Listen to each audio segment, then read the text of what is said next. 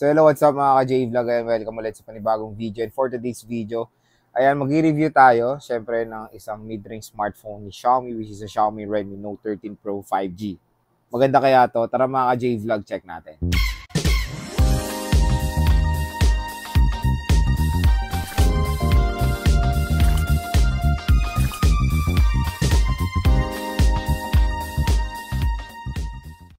So pagpasensya nyo muna yung ating background dahil nasa ibang place nga tayo. Pero yun, syempre, ano pa rin tayo, magko-content, magre-review ng isa sa magandang mid-range smartphone na pwede natin ma-purchase ngayon 2024, which is a Xiaomi Redmi Note 13 Pro 5G. So itong smartphone na to is, na-unbox nga natin siya na last week. Maraming nagka-interest din dito sa smartphone na to. And meron kasi itong two variants. Yung unang variant niya is 16999 na merong 8GB 256, tapos meron tayong 18999 na meron 12GB 512. At kung interested din kayo mag-purchase ng Xiaomi Redmi Note 13 Pro 5G, ayan, ilalagay ko po yung link niya sa description box. I-check nyo na lang kasi mas mura siya sa Shopee. At ang maganda doon, pag meron kayong voucher, ay makukuha nyo pa to ng mas mababa sa kanyang SRP. So, minsan, so lalo na 99, di ba? Expect nyo na baka makuha nyo to ng mas mababa. Tapos may voucher pa kayo ni Shopee, ay good deal nyo makukuha ang Xiaomi Redmi Note 13 Pro 5G. So, yon. Itong smartphone nga na to is tatalakayin natin dito sa video na to. Sabihin natin yung mga gandang sides niya. Sabihin natin kung ano ba yung mga nagustuhan ko dito, kung sulit pa siya i-purchase ngayong 2024, ngayong bare months, para rin naman syempre meron kayo idea kung nagde-decide kayo bumili nitong smartphone na to. So yan mga ka-J-Vlog, gusto ko i-share sa inyo yung mga nagustuhan kong features dito sa Xiaomi Redmi Note 13 Pro 5G. Unang-una sa display. Yung display kasi nito is syempre beyond Full HD Plus 1080p. So ang resolution niya is W Full HD Plus 1200 mga ka-J-Vlog. So mas mataas, mas sharp, and syempre mas maganda compare sa 1080p. So hindi lang 1200, 1220 ang kanyang resolution. So, yun din ang nakakatuwa kasi usually ngayon ng 1080p, let's face it, nakikita na natin yan sa mga entry level. Kaya kailangan yung mga mid-range ay mag-step up din ng game nila when it comes sa mga display, sa chipset, and of course sa RAM at ROM. At dito sa Xiaomi Redmi Note 13 Pro 5G, nakita natin yan. Dahil in-upgrade nila yung resolution, maganda yung ino-offer na RAM at ROM, and of course yung display, battery, at marami pang iba. Mamaya syempre tatalakayin natin yan. So display overall maganda, 120Hz refresh rate, AMOLED display, tapos mataas pa resolution niya. So maganda yung deal, kumbaga. Bibigyan kayo nito ng premium viewing experience sa isang smartphone. Next is yung RAM at ROM nga. Yung top of the line is 12GB 512 with merong presyo na 18999. So syempre sa ganyang presyo, definitely kailangan talaga ganyan ang RAM. Ganyan na rin ang ROM. Kasi let's face it, ngayon 2024, pataas, palaki na ng palaki ang mga required storage. Even Genshin, COD, tigti 30GB agad yan. The 128GB is sobrang baba na yan, to be honest mga ka-J-Vlog. When it comes sa mid-range segment, usually yung pinakamababa na ngayon is 256. Tapos yan na pinaka-the best is 512, or malay natin next year is 1TB na. Or 16GB of RAM, hopefully. Hindi natin malalaman, mga ilang taon pa. Pero the best na yung option nila na yan, na binibigyan na tayo ng mataas na RAM at ROM sa ganitong price segment ngayon 2024. Next yung camera. Level up ang camera. Ito sa mga naghanap ng merong OIS or Optical Image Stabilization, meron dito sa Xiaomi Redmi Note 13 Pro 5G with 200 megapixel main camera. Ang maganda doon, complete recados when it comes sa lente. Meron tayong macro and ultra wide at support pa ng 4K video recording. So, camera, alam niyo naman pag si Xiaomi, lalo na sa Note series din nila, binibigyan din nila ng halaga ang camera features ng Note series nila or ng Redmi Note series nila. So, expect nyo, the Xiaomi Redmi Note 13 Pro 5G is maganda ang ma-offer din na camera nito. Next is yung speakers. Speakers is sobrang solid din. Dolby Atmos, dual steer speakers. I think yan na talaga rin ang perfect, lalo na sa mga mid-range is merong maganda or premium speakers na ma-offer, lalo na nakikipag-collab sila sa mga well-known brands when it comes sa sa speakers or sound. Dolby is well-known yan, di ba? Usually nakikita rin natin yan sa Samsung. Tapos yung ibang brands, ang pina-partner nila is AKG or JBL. So, yun ang maganda na nakikipag-partner sila sa mga kilalang brand when it comes sa speaker para makapag-provide din sa mga consumers ng premium view ng premium listening experience sa isang smartphone device. And syempre mga ka-J-Vlog yung design. The design is parang nakuha niya yung design ng 12 series, yung flagship before, which is okay, maganda mga ka-J-Vlog. Very stunning naman, lalo na yung mga iba't ibang colors din na ma-offer ng Xiaomi Redmi Note 13 Pro 5G. When it comes sa design, panalo naman, makaka-attract naman din yan ng mga consumers. At ang pinakalas sa chipset, the chipset is the Qualcomm Snapdragon 7S Gen 2 chipset. Ito ang advantage ni Xiaomi kasi usually yung mga consumers, ang hinahanap is Snapdragon.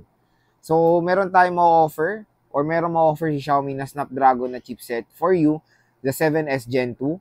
Na-try ko na yung chipset na yan sa mga ibang smartphone brands. And yes, nakakapaglaro. Nakakapaglaro naman tayo, performance-wise, is okay. As long as kasi ako pag naglalaro, as long as hindi siya nagpo-force close, hindi nahihirapan yung smartphone. Siyempre, yung ganong mindset, siyempre yung ganong sa akin, is playable na. So, nakapaglaro naman na ako sa chipset na yan. So far, okay naman po ang performance ng 7S Gen 2 chipset. Pero iba kasi, siyempre, mas higher expectation na sila when it comes sa mga ganitong presyo.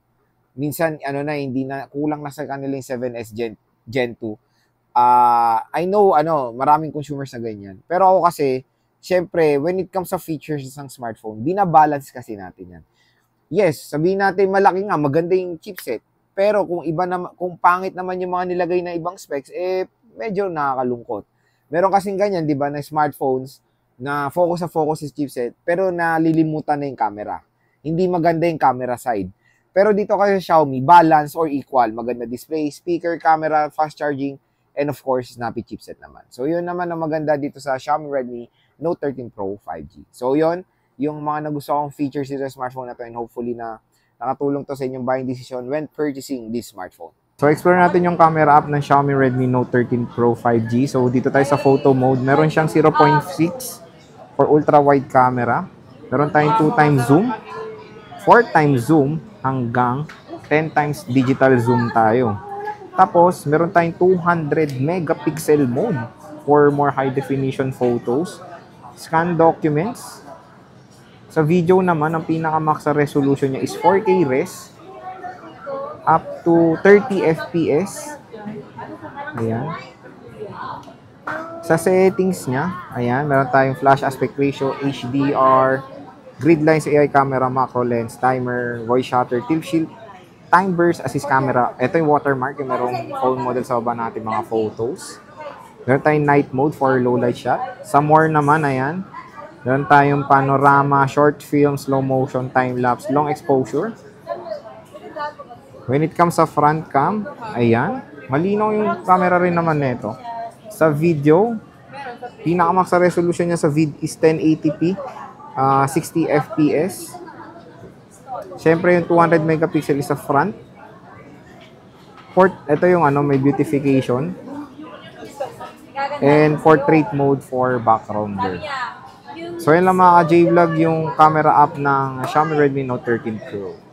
Si Xiaomi Redmi Note 13 Pro 5G ay merong triple rear camera. Yung main camera niya is merong 200 megapixel with optical image stabilization at yung front cam niya is 16 megapixels. Sa screen naman, si Xiaomi Redmi Note 13 Pro 5G ay merong 6.67 inches W Full HD Plus AMOLED display na merong resolution na 1220 by 2712 pixels na merong 446 pixels per inch, and of course meron siyang Corning Gorilla Glass Victus protection.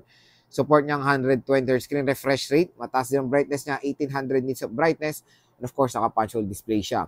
So, isa man out of the box, na Android 30 siya with MIUI 14. Pero syempre, upgradable siya sa HyperOS and Android 14.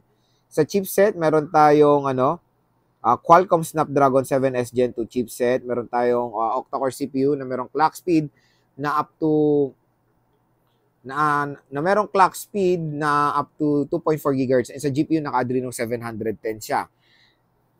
Meron siyang dual stereo speakers, dalawa kayang biometric which is face unlock at fingerprint scanner, and good news, in-display ng kanyang fingerprint scanner. At pagdating sa battery, meron tayong 5,100 mAh non-removable battery na support ang 67 watt fast charge. Then mga ka-J-Vlog, ang ating review dito sa Xiaomi Redmi Note 13 Pro 5G, napakahaba ng pangalan. Pero at tanong, Lods, sulit ba siya? Nung ginamit ko to, or nahawakan ko siya ng action, maganda display na ito and all. Very snappy naman siya, lalo na ano na siya, HyperOS. Pero meron kasing minsan bug sa mga bagong OS na nakikita ko rin sa comment section na natatakot sila na mag HyperOS. Pero ako nakagamit na ako ng isang Xiaomi device or yung dito sa father ko is naka-Xiaomi device na HyperOS and so far wala namang any issues. Maganda naman yung performance. Still no drop naman sa performance when it comes sa pag-update ng OS. Marami features din na dagdag of course sa HyperOS. Sa kanyang presyo, for me, sulit. For me, okay naman. The 12 gig 512 yung makakuha ng attention ng consumers. And of course, yung mas mataas na resolution niya. Ang maganda kasing balita dito, pag bumili kayo sa online or sa Shopee, mas makukuha nyo to ng below SRP. Nag-price drop nga siya, di ba? Makukuha nyo siya ng below SRP, lalo na malapit ng 99.